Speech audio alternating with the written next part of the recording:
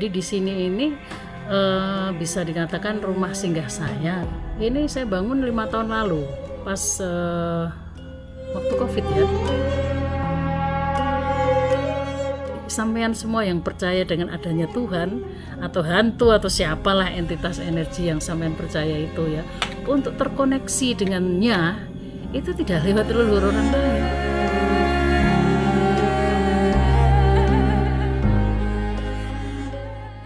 Di momen kali ini, di video kali ini saya berada di Trawas, Mojokerto ya. Mojokerto nih, oke, Mojokerto.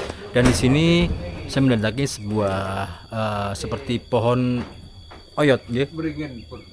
Jadi pohon beringin yang sudah ada sejak zaman dulu ya. Ya disebut juga dengan pohon purba, teman-teman.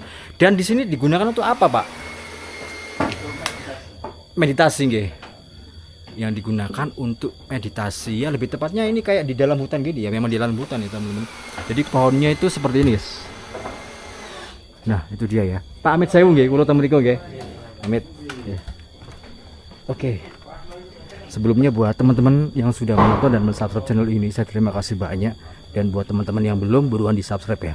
Oke, jadi ini ada sebuah pohon yang cukup besar yang sudah ada sejak ya mungkin ratusan bahkan ribuan tahun yang lalu ya. Itu dia dikasih kain mori yang motifnya itu kotak putih ya, seperti papan catur.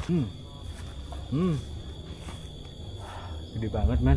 Ini kalau nggak salah diameter dari pohon akar ini itu dari sini ke sini ya teman-teman.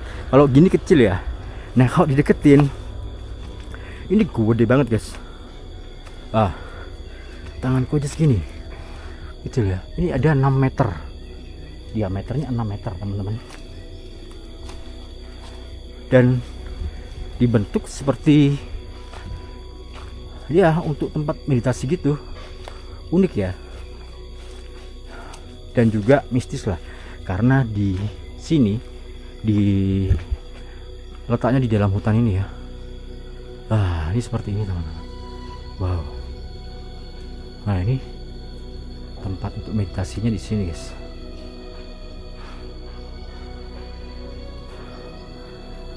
Dan tadi aku tanya para pembuat ya, kayak tukang gitu. Pembuat itu ada kayak tempat untuk santai. Dan juga mereka membuat ini guys. Dan di sini ada juga rumah akar ya, yang cukup unik juga di tengah hutan ini. Wow, ini rumah akar.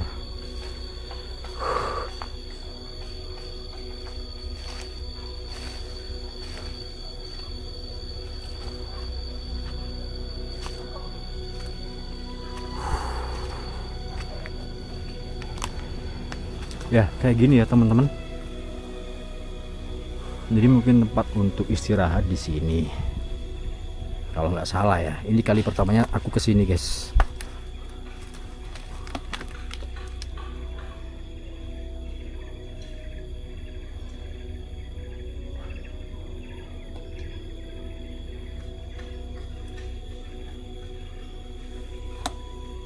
Jadi kalau tempat-tempat meditasi seperti ini ya teman-teman, jangan dianggap negatif, karena orang-orang yang suka bermeditasi di dalam hutan ini, mereka ingin menyepi ya teman-teman, karena mungkin terdapat apa namanya, kalau kita di keramaian seperti itu kurang fokus.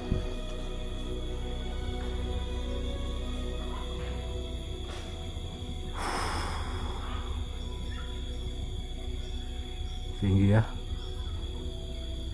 Jadi katanya bapak-bapak di sana ya, tukang di sana, bapak-bapak tukang di sana itu habis gini aku diantar ke pembuat dari tempat meditasi tersebut guys. Oke, jangan kemana-mana ya, ini menarik ceritanya.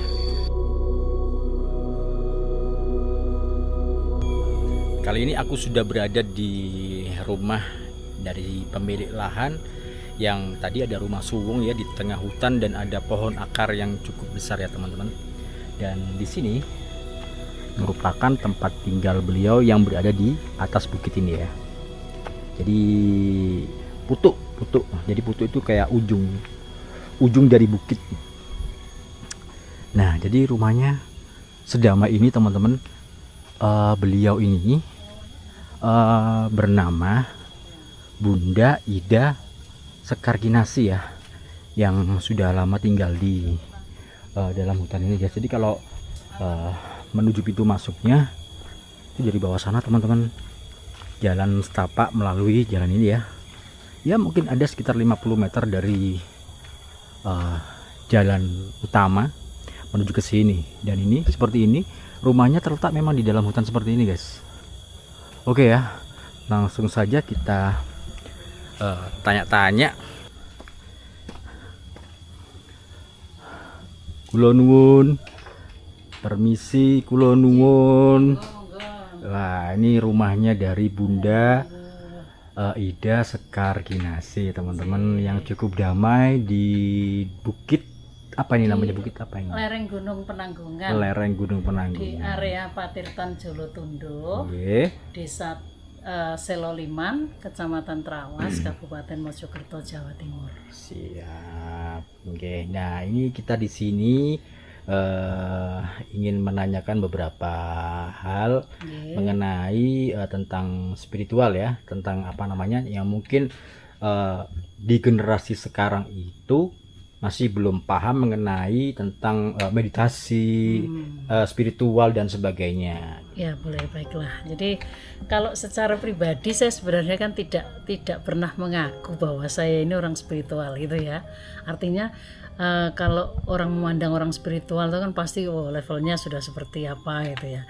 Jadi sebenarnya kita semua terlahir mulai dari bayi itu kita adalah makhluk spiritual gitu. Kita semuanya punya nilai-nilai spiritualitas itu ada.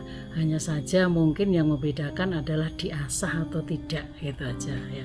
Nah, kebetulan kalau ditanya mulai kapan saya belajar berspiritual, itu bisa dikatakan mungkin mulai kecil ya, mulai kecil. Bahkan kalau boleh dibilang alam atau semesta ini mendidik saya itu mulai bayi. Jadi ketika saya terlahir di dunia ini, lahir precet masih berdarah, ibu saya langsung meninggal. Sejak saat itulah sudah diasuh oleh semesta ini dengan olah batin, dengan kisah kehidupan yang sangat keras, yang sangat luar biasa, ditempa oleh eyangkong saya di desa juga. Jadi mulai kecil sudah dilatih untuk olah laku spiritual, berpuasa, meditasi, hening, itu mulai kecil gitu. Kemudian dewasa, kemudian sampai sekarang ini ya seperti inilah akhirnya saya ada di sini gitu. Jadi di sini ini bisa dikatakan rumah singgah saya, karena rumah saya yang asli nggak di sini, ada satu tempat juga di bawah yang sebagai rumah tinggal saya. Tapi akhir-akhir ini memang saya sering di sini karena banyak tamu gitu ya. Nah, Paseban ini konsepnya adalah kita untuk berkumpul dengan banyak orang di sini dari segala golongan. Karena di sini bukan tentang ajaran tertentu atau agama tertentu, enggak, tapi ini adalah tempat kita berlatih meditasi, hening diri, sambung leluhur, sambung alam, yang kita ini universal gitu. Jadi anggota meditasi saya ada di berbagai kota di Indonesia, bahkan di luar negeri juga ada. Kemudian anggota kita adalah lintas agama, lintas profesi, lintas ras, lintas suku ya. Jadi tidak mengenal batas-batas agama. Mau apapun agamanya datang ke sini monggo. Yang pasti di Paseban jangan sampai debat tentang agama atau kepercayaan. Kita belajar universal di sini untuk memahami semua perbedaan yang diciptakan oleh semesta ini sebagai suatu keindahan. Harus kita rangkul bareng, harus kita rengkuh bareng agar apa? Tercipta kedamaian di sekitar kita. Ini saya bangun 5 tahun lalu, pas waktu COVID ya, tahun 5 tahun lalu masih COVID ya.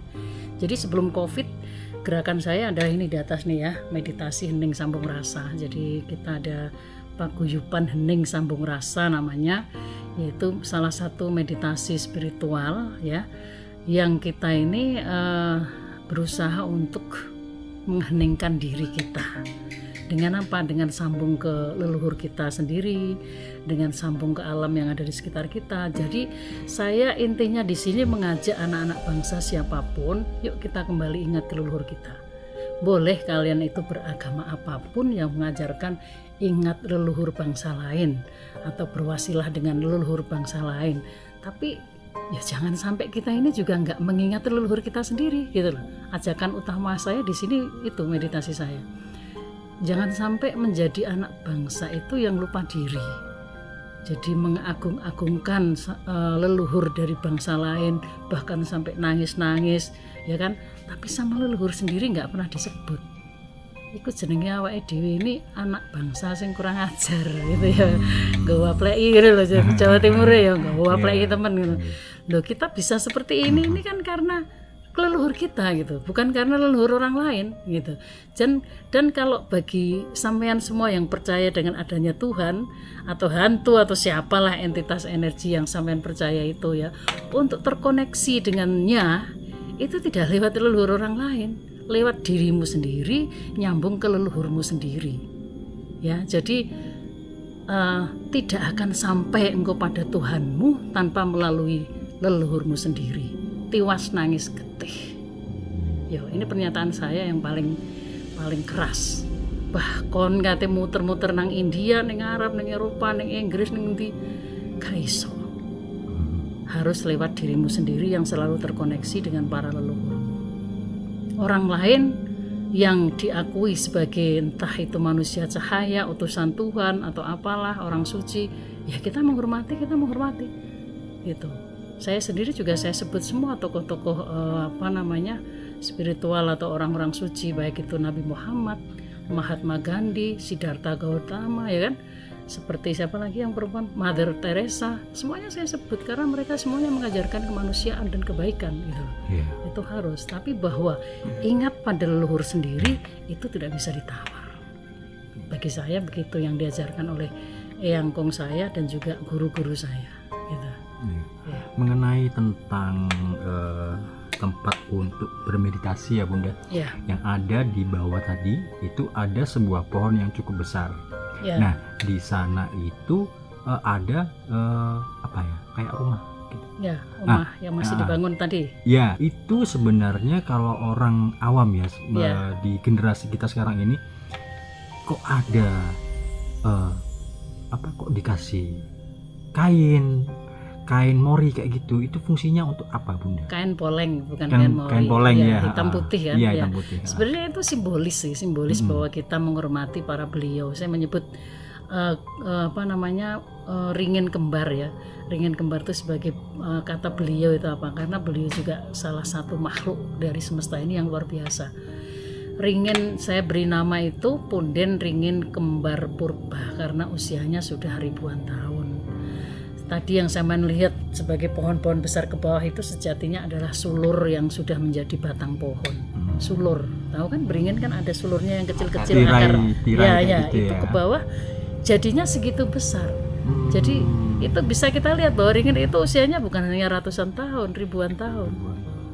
Jadi bahkan induknya atau aslinya saja sudah nggak ada, sudah mati kan, udah ada yang kering tadi, terus tinggal yang atas dahan satu menghubungkan antara kiri kanan itu yang asli, tapi dari batang yang menghubungkan atas tadi, sini ada sulur, sini sulur, hiduplah sulur itu sehingga menjadikan ringin kembar itu. Jadi seperti itu ya. Jadi itu kenapa saya tata, saya bersihkan. Untuk membersihkan itu butuh waktu yang lumayan. Saya rapikan, saya kasih papan nama, saya kasih atap buat siapapun yang mau bakar dupa atau suguh di situ biar nyaman. Saya kasih paving dan peralatan lainnya juga. Jadi itu sebenarnya saya ingin memberi contoh kepada semua orang bahwa bukan saya mau sombong, bukan ya. Ya beginilah seharusnya yang kita lakukan untuk itu dalam rangka bakti leluhur dan bakti alam. Bakti leluhur artinya kita di sini mengingat perjuangan para leluhur kita, bukan hal yang mistis-mistis, bukan, tapi lebih kepada hal yang nyata. Apa sih yang bisa kita ambil dari para leluhur kita, spirit yang ada di situ apa? Itu ya. Yang kedua, bakti alam. Bakti alam adalah wujud bakti kita kepada alam semesta itu. Jadi kita ngeramut pohon segede itu kan nggak salah. Kita uri-uri agar kepedulian kita dengan mencabuti rumput, dengan menata itu bisa membuat beliau itu lebih bisa produktif lagi. Berapa oksigen yang disumbangkan oleh pohon sebesar itu, dan apa yang sudah kita bantu untuk pohon itu, yang kita persembahkan untuk pohon itu, selain keheningan, selain tindakan nyata kita menata tempat itu. Jadi tentang salah satunya adalah pemberian kain tadi ya, kain yang untuk melilit itu juga di Bali kan wakeh dikasih gitu ya. Jadi untuk menghormati bahwa pohon itu adalah luar biasa dalam arti ukurannya dibandingkan dengan pohon yang lain sangat berbeda. Satu, berapa banyak oksigen yang sudah dipersembahkan untuk kita, itu 2 ya kan. Ketiga juga keindahannya luar biasa kita di situ, udaranya sejuk dan lain-lain. Nah, kain itu kan kain poleng ya, simbolis nyata kita bahwa kita menganggap beliau, kita menghormati beliau. Dan kenapa hitam putih gitu kan? Kenapa kok gak kain putih polos itu ya kan? Kalau di Paseban ini bisa nanti dilihat mulai pohon di depan dan di belakang, punden belakang semuanya itu kain poleng kalau yang gede-gede. Hitam putih itu kan wujud apa ya? Dualitas dari alam semesta. Jadi di alam semesta ini kita belajar ada 2 sisi dalam kehidupan ini yang harus kita pahami dan juga kita terima. Ada hitam, ada putih, ada cantik, ada jelek, ada laki-laki, ada perempuan, ada marah, ada nggak marah, ya kan? Ada senang, ada sedih, ada laki-laki, perempuan. Nah itu semuanya kan ada siang, ada malam gitu. Jadi semuanya itu kan merupakan apa ya, produk dari semesta yang harus kita terima semuanya. Kita nggak bisa hidup hanya ingin aku nggak mau sedih, pokoknya aku senang saja, nggak bisa. Pasti suatu saat cakra manggilingan atau roda perputaran kehidupan ini pasti membawa kita pada kondisi yang sedih. Nah itu senang dan sedih semuanya sebenarnya sama, hakikatnya sama, hanya saja bagaimana kita menerima, penerimaan kita semuanya kan ada di rasa. Makanya meditasi saya olah rasa, sambung rasa itu belajar untuk menerima apapun yang tersaji di depan kita, bagaimana penerimaan kita gitu. Jadi ada anggapan bahwa itu kalau di tempat-tempat seperti itu di zaman sekarang ini ya, itu kebanyakan ini tempatnya dikeramatkan dan nanti pasti kita ketemu sama leluhur, bukan seperti itu ya Bunda ya. Saya nggak berani bilang itu salah gitu ya, karena di perjalanan saya tidak dipertemukan yang seperti itu gitu. Orang-orang kan beda ya jalannya ya. Ya ada sih yang seperti itu dan ini bagi saya apakah pernah ditemuin tokoh si Abi tidak boleh diceritakan karena itu barang siri. Jadi cukup yang saya bicarakan adalah hal-hal yang realitas. Karena kita berlaku olah spiritual itu kita belajar menghadapi realita yang nyata. Wong Jawa ngomong lah kasunyatan kan ngono. Ya kasunyatan itu apa ya? Segala sesuatu yang saat ini terjadi atau yang ada di depanmu itu loh kasunyatan. Jadi wis gak usah mikir waduh ya apa yang ku meditasi cek ditemui Raden Wijaya, cek ditemui Erlangga ditemui itu waduh ya gak ngono rek konsep rek mosok lungguh dulu 2 menit langsung teko kuwabe ya enggak gitu kan gitu. Jadi cukup kalau di saya itu mengajak teman-teman tadi meditasi sambung leluhur dan meditasi sambung alam ya cukup kita rasakan dalam hati. Kalau kita terus olah spiritual dengan meditasi sambung alam khususnya, maka ya kita akan mendapatkan sesuatu yang apa ya, simpul-simpul dalam tubuh kita ini kan terbuka. Akhirnya pesan-pesan keilahian itu akan bisa kita terima dengan baik. Dengan meditasi sambung alam akhirnya akan terasa insting, intuisi dan juga ketajaman hati nurani. Nah, lewat ketajaman hati nurani ini loh sehingga bisa dibohongin. Nah, itu segala sesuatunya bisa kita rasakan. Apakah yang ketika kita duduk hening tadi yang ada yang kita rasakan itu apa ya? Dalam sini, bukan yang di sini. Karena yang di pikiran kita kadang-kadang kan banyak terpengaruh oleh faktor dari luar. Insting, intuisi juga masih sering dipengaruhi oleh faktor dari luar diri kita maksudnya. Tapi kalau kita sudah bicara tentang batin atau tentang hati nurani, itu murni dari kedalaman diri kita yang terasa lewat sambung alam gitu. Jadi meditasi spiritual kita ini kalau orang agama ya, orang Islam menyebutnya mungkin berwasilah ya dengan nabi-nabi. Kalau di meditasi ini berwasilahnya dengan para leluhur Nusantara. Jadi di situ ada tata cara nanti yang di-share, terus ada daftar para leluhur Nusantara yang saya buat mulai dari kerajaan Kutai lama ya, karena tercatat di sejarah itu yang lebih mudah, sampai ke kerajaan Mataram Islam sekarang. Jadi ada sekitar 36 kerajaan dengan masing-masing 2 atau 3 raja tiap kerajaan yang harus kita sebut. Contoh ya, kerajaan Kutai lama itu siapa, Mulawarman sama siapa, kerajaan Majapahit, Raden Wijaya, Tribuana Tunggadewi atau siapa, pokoknya satu kerajaan itu 2. Itu hanya melingkup daerah Pulau Jawa aja? Enggak, seluruh Nusantara. 36 kerajaan. 36 kerajaan. Bali, Kalimantan, Sulawesi, di mana ada semuanya di situ. Dan kita sebut nama-nama pahlawan bangsa kita. Mulai dari Eyang Soekarno, terus satu provinsi diwakili oleh satu pahlawan nasional.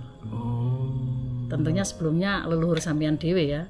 Terus para guru kita baik yang masih hidup maupun yang sudah meninggal. Terus selanjutnya terserah sampean orang-orang suci atau makhluk-makhluk utusan Tuhan siapapun yang sampean percaya, silahkan disebut. Jadi bisa dikatakan mungkin kita ini satu-satunya tata cara meditasi yang kita tersambung atau berwasilah dengan para leluhur Nusantara. Sampai saat ini belum ada kelompok lain yang seperti ini, dan saya memberanikan diri mengeluarkan tata cara ini setelah melalui perjalanan yang lumayan panjang, melihat keprihatinan di negeri kita ini yang makin lama makin banyak anak-anak muda yang lupa pada leluhurnya sendiri, ya kan, dengan bangga menyebut leluhur orang lain, tapi nggak ada kebanggaan ketika menyebut tentang leluhur Nusantara, nggak ada sebuah kebanggaan ketika menyebut bagaimana perjuangan leluhurmu untukmu sehingga kita sekarang jadi NKRI, kan begitu. Mungkin saya jelaskan sedikit tentang spiritual yang saya pahami ya. Spiritual ini jangan salah kaprah, karena banyak orang yang berasumsi bahwa antara spiritual dan supranatural itu sama gitu ya. Sebenarnya beda kan gitu. Kalau kita olah laku spiritual itu pada dasarnya, poinnya saja ya, Kak Bulet Ronor ini, spiritual itu adalah merupakan sebuah jalan atau perjalanan kita untuk mencapai atau untuk mendapatkan sebuah kesadaran tertentu, gitu ya, kesadaran. Nah, awake dhewe wong Jawa dhisik ana ngomong-ngomong eling lan waspada gitu kan ya. Pernah dengar nggak eling lan waspada? Dadi wong kang eling lan waspada gitu kan ya. Nah, nek itu bahasa mbah-mbah dewi. Kalau bahasa kekinian ya, Gen X atau Gen milenial atau Gen Z sekarang, mungkin sekarang itu tren dengan yang namanya kesadaran. Kesadaran itu ada ada beberapa level itu. Ya, kalau saya menyebutnya ya eling lan waspada gitu. Jadi merupakan suatu laku atau perilaku yang dalam perjalanan itu tujuannya adalah untuk mendapatkan sebuah kesadaran. Kesadaran apa? Kesadaran hidup. Jadi bukan sadar ya, tapi kesadaran. Kalau sadar ini adalah raga yang hidup, tapi kesadaran adalah rasa yang hidup. Itu bedanya di situ. Nah, dari peristiwa-peristiwa yang kita lalui mulai dari kecil, remaja, dewasa, itu akan membentuk atau akan membawa kita pada level kesadaran tertentu. Ketemu lagi peristiwa yang sangat mungkin kadang-kadang itu tidak sedikit para pelaku spiritual itu sampai remuk hancur ya, sampai itu sering terjadi. Karena apa? Ya begitulah cara alam untuk mengangkat atau membawa kita ke level kesadaran tertinggi. Karena setiap peristiwa itu pasti ada sebuah kesimpulan atau yang disebut hikmah. Nah, kesimpulan atau hikmah inilah sebuah ilmu yang kita dapatkan yang nantinya akan kita pakai untuk menuju ke level kesadaran berikutnya. Makanya perilaku atau olah laku hening kita, meditasi hening kita ini salah satunya itu. Untuk membawa kita menuju hening diri. Kalau kita hening diri, maka akan terkoneksi antara akal, logika, dan rasa kita. Kalau logika dan rasa kita terkoneksi, maka ke depan kita pasti bisa mengambil suatu kesimpulan atau hikmah kalau ada suatu peristiwa, sehingga dengan berbekal kesimpulan atau hikmah ini akan membawa kita ke kehidupan yang lebih baik ke depan. Nah, itulah gunanya kita berlaku spiritual seperti itu. Dadi menungso atau pribadi yang selalu berkesadaran atau eling lan waspada. Jadi masalah mendekatkan diri dengan Tuhan apa-apa bla bla bla ya semonggo lah. Intinya itu kalau kita ngomong bahasa universal kan itu lah gitu. Itu. Nah, Kalau supranatural itu gini, kalau kita pakai analog ini ya, spiritual itu seperti samudra yang sangat luas, sedangkan supranatural itu seperti ikan yang berenang ke sana kemari di dalam samudra. Bisa dibayangkan nggak? Ikan adalah bagian kecil dari samudra. Kesimpulannya begitu. Jadi ini bukan merendahkan, bahwa supranatural itu adalah bagian dari spiritual itu sendiri. Tapi supranatural itu lebih fokus dalam mengasah diri dan mempelajari diri tentang hal-hal yang gaib, gaib atau mistis kebanyakan begitu. Jadi nah ini yang kadang-kadang salah kaprah. Nah kemudian setelah mendapatkan hal-hal yang begini tadi, dipraktekkan atau dilakukan untuk menolong orang lain, membantu orang lain, praktisinya disebut paranormal. Itu ya. Jadi ini harus dibedakan nih, spiritual di sini. Kalau supranatural begini. Jadi jangan anggapan bahwa pelaku spiritual yang pencapaiannya sudah tinggi itu makin spiritual, makin mistis gitu. Itu enggak juga gitu. Kalau di perjalanan saya ya, saya tidak membahas perjalanan orang lain bagaimana, tapi saya diperjalankan bahwa semakin tinggi kita dibawa naik kesadaran kita ini bukan malah makin mistis. Jadi makin tinggi spiritualitas orang itu bukan makin mistis, makin klenik, makin aneh-aneh, enggak. Tapi justru makin realistis, makin nyata, makin kasunyatan. Kita diajak untuk melihat sesuatu yang lebih nyata, lebih real. Jadi enggak yang halu-halu kesana dapat ini kesana ini, enggak yang begitu. Real. Karena apa? Karena dengan level spiritual yang bagus, maka akan terjadi keselarasan antara IQ, EQ, dan juga SQ. Intelijen, emosional, dan spiritual vision atau kecerdasan intelijen apa intelijen itu? IQ lah ya, akal logika. Jadi intelektual yang cerdas, emosional yang cerdas, dan juga spiritual yang cerdas, ini akan selaras itu. Jadi kalau ada apa-apa itu selalu terkonek antara tiga itu. Apa sih ini gitu. Jadi melihat segala sesuatu itu dengan penuh kesadaran dan nyata, tidak menarik sedikit-sedikit sakit perut, wah disantet orang, sakit perut, wah di ini orang, jatuh cinta, wah di di magic orang, di pelet orang, bukan seperti itu, tapi real gitu loh. Kenapa sih kok ini orang ini sakit gak sembuh-sembuh? Ternyata setelah contoh saja saya kasih tepung jelarut, Pak 1 minggu makan ini ternyata sembuh, ternyata asam lambung. Tapi kan kemarin bilangnya disantet orang gitu-gitu kan, banyak yang berpikiran begitu kan.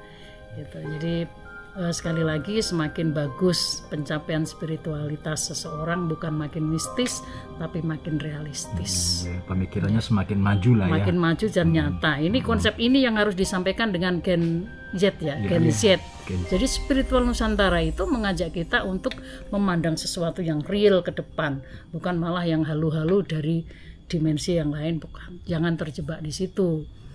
Karena kita lihat di banyak saudara-saudara kita yang memilih dalam tanda kutip terjebak atau menjebakkan diri di ranah supranatural dengan berprofesi sebagai paranormal, sehingga kadang-kadang lupa diri untuk mengupgrade, untuk naik lagi ke tingkat kesadaran atau tingkat spiritual yang lebih tinggi. Karena di ranah supranatural tentu saja banyak menjanjikan hal. Jadi ada ketenaran di sana yang bisa dengan mudah terkenal, nama besar, nama baik, kemudian diuja dengan materi yang sangat berlimpah, ya kan? Ya gini nih kalau di TikTok gini kan, atau di YouTube kan ya, dengan kalau saya mau ngomong dapat duit banyak, kadang-kadang lupa diri. Waktunya kita bertirakat, waktunya naik gunung, waktunya kita hening sehingga lupa diri. Begitu juga para pelaku supranatural kadang-kadang lupa atau malas untuk melepaskan semua itu dan lupa untuk naik ke level yang lebih tinggi lagi, karena di situ asik, banyak mendapatkan kenikmatan tadi gitu. Oke, terima kasih Bunda Ya. atas penjelasannya. Oke ya teman-teman, jadi ini aku oh ya lagi melihat dapurnya Bunda. Jadi akan mereview dalam rumah dari Bunda yang berada di atas bukit ini ya teman-teman. Jadi ini memang ini tempat pribadi untuk menyambut para saudara-saudara yang datang ke sini Bunda ya. Ya, Ini sama siapa Bunda? itu Raja Solo yang ke-13 yang sudah bapaknya yang kemarin meninggal. Oh yang barusan kemarin ini. Bapaknya. Oh ini bapaknya. Oh. Yang sama beliau itu ada foto kecil. Oh yang itu ya. Berapa ya? Ke-13, 12. 12. Kalau ini yang ke-13. Ini yang ke-13 itu guys betulnya guys. Wah, mantap. Ini bisa Bunda ya. Dari apa itu Muri. Bunda diantar Bunda ke Oh, dalam. iya. Bunda penasaran ini teman-teman semua di Tapi sini. maaf nanti. ya, rumahnya ini berantakan tempatnya. Permisi Bunda. Tadi ini habis makan teman-teman. Oh, ini tempat makan teman-teman semua di sini. Yang kalau ya jam makan siang kita Tempatnya makan bareng. kecil. Wah, Ini tempat lorong kita aja. ini luasnya berapa Bunda? Itu lebarnya 6,5 ke belakang. 6,5 Mungkin ya ya. sekitar 30 meter. Ya. Oh, panjang ya gitu ya. Ini dapurnya berantakan karena tadi habis masak banyak yang kerja teman-teman kesini kalau minggu. Jadi berantakan ini airnya. Iya. Tepat pengrek, ini lampunya kira. Ya, oh ini Amit ya Bunda. Wah, mantap. Tidak sendiri guys. Luar biasa, welcome banget. Nah, Welcome. ini namanya di hutan ya, jadi kamar mandinya juga ala kadarnya. Yang penting airnya dari Patetan Jolotundo. Oh, Jadi langsung kalau ngambil. sampean mandi di sini dengan di Jolotundo airnya sama saja. Jadi kita tarik perawan sekitar 500 meter dari Jolotundo di sini. Seger banget. Dan itu bisa langsung dikonsumsi, diminum langsung ya Bunda ya. bisa. pH-nya itu tinggi. 8. Jadi saya mulai tahun sekitar 2000-an sampai sekarang kalau di sini sampai sekarang ya minumnya air mentah Jolotundo. Nggak perlu direbus. Iya, Karena memang mineralnya tinggi, TDS-nya 0, terus pH-nya juga bagus. Iya. Ini nggak usah disebut. Nah, ini tempat Tempat apa itu? kungkung. Oh, Waduh, enak banget Bunda. Jadi ini tempat pribadi atau pribadi, pribadi ritual ya? pribadi. Jadi kalau malam biasanya mau jam 11, jam 12 malam apa ritual. kungkum, iya kungkum. Biasanya kum gitu berapa lama? Ya tergantung, kadang setengah jam, kadang sekuatnya badan. Iya, dingin loh Bunda Dingin, pastinya ya. Boleh Dingin masuk dan enggak kan, monggo. Masuk dikit, guys. masuk aja. Dingin dan enggaknya kan tergantung rasa kita. Iya, Oh, iya. iya, namanya olah rasa. Olah rasa ya. Wah, Agak kotor ya. apa-apa. Termasuk bening Bunda, enak. Bisa diminum juga kan ini kan? Iya. Kan langsung tapi dari enggak dari sini kalau minumnya Ya, langsung. minumnya. ya. Oh, oke. Ini buat mandi. Buat mandi. Buat kungkum. Tapi di sini nanti mohon maaf Bunda, kalau ritual itu perlu melantunkan sesuatu enggak? Maksudnya kayak semacam apa istilahnya mantra-mantra Ya, gitu, ada Bunda. juga. Ada juga Kalau gitu mandi ya. orang Jawa Karena gimana ada doanya. hubungannya dengan energi ya Bunda ya. Istimewa. Belakang ini apa habis Bunda? Belakang ada kamar satu lagi tapi belum jadi. Oh ya udah langsung balik ke depan aja Bunda. Mantap guys. Damai banget ya, bisa dengar suara tengor dari sini dan kicauan burung. Dan nuansa udaranya tuh bagus banget teman-teman. Nah ini dia tempat untuk bersemedi lah ya, mencari ketenangan dari Ibunda Idah Sekarginasih. Namanya tuh Punden Watuliman guys. Oke.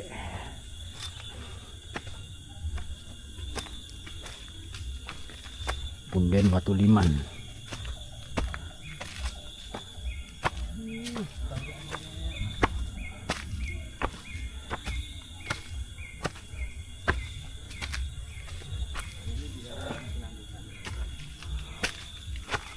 Wah, keren. Ini pohon kemuningnya tuh. Oh ini pohon kemuningnya. Itu gede. pohon kemuning itu memang terkenal lambat pertumbuhannya. Nah, iya, Memang Jadi gitu kalau ya. sebesar itu udah dipastikan sangat luas sekali. ribuan kalau ini. Ini kalau berbunga dari atas sampai bawah, kita di depan pasiban tadi baunya kayak yang di bawah hidung diset lewat gitu. Oh, kayak ada yang lewat gitu ya Bunda. Iya, sering berbunga kok ini. Ini yang dimaksud Bunda tadi tempat. Ya, jadi ini punden watu liman. Watu itu adalah batu, liman itu gajah, atau gajah itu kan identik dengan besar. Iya. Jadi di sini sebenarnya kesana juga banyak, cuma saya belum sempat buka gitu. Ya kadang kita bersihkan gitu aja. Karena di sini kan batu-batu besar-besar banyak yang dari dulu memang sering dipakai orang untuk semedi di sini. Oh. Makanya saya tahu. Ya.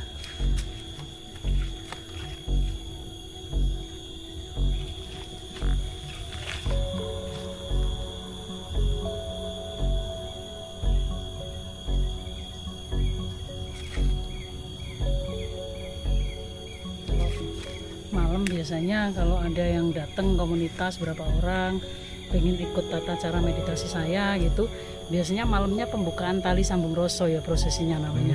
Itu saya bukanya di sini. Oh, di sini bukanya. Jadi kalau malam ini sepi kan nggak, memang belum saya kasih lampu jadi sahdu, dan sudut pandangnya juga lebih luas lagi. Ya. Lampu-lampu kelihatan semuanya. Bener banget. Jadi kalau malam di sini kadang-kadang jam 11 menjelang jam 12 malam kita hening di sini, saya udah biasa tapi sangat nikmat. Sangat hebat banget ya. Ya. Jadi punden ini sudah lama. Sudah Atau- lama, ya. sudah lama, tapi saya rapikan ya sejak bikin pasiban ini baru saya tata. Mau dari tangga naik, ini nanti ke belakang juga kita kasih apa ya namanya, cungkup, Kasih cungkup ya. cungkup seperti yang di sana itu. Bunda, mohon maaf nih, kalau punden ya setahu saya nih, Iya. kalau setahu saya Bunda yang mau nanti pengertian yang dari jenengan, Ya. biasanya kan apa ya, dari masa lampau gitu. Ini juga masa lampau Iya. atau diciptakan oleh Bunda sendiri? Ini juga masa lampau. Dulu sebelum saya bikin pasiban tahun 2000-an sekian ya. Ini di sini banyak, mulai dari belakang situ katanya banyak di apa, peninggalan bekas batu-batu candi gitu banyak. Tapi kan karena masuk barang sejarah jadi diambil oleh pemerintah, oleh orang-orang pemerintah. Jadi yang tinggal hanya ini aja gitu. Ini termasuk batuan andesit. Apa ya namanya ini, nggak tahu nih. Tapi di sini ya ada sesuatu lah yang Iya. tidak bisa saya katakan. Bisa dirasakan lah ya. Hanya bisa dirasakan.